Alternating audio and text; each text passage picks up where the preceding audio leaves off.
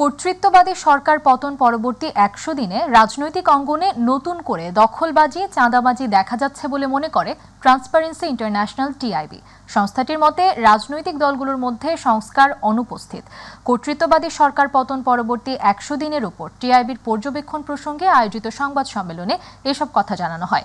এ সময় জুলাই আগস্টে হত্যার বিচার প্রক্রিয়া শুরুর বিষয়টিকে ইতিবাচক হিসেবে উল্লেখ করা হয়।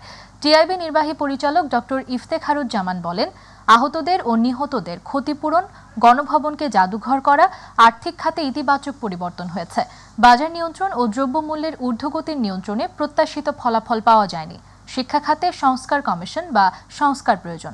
গণমাধ্যমের স্বাধীনতা নিয়ে উদ্বেগ আছে।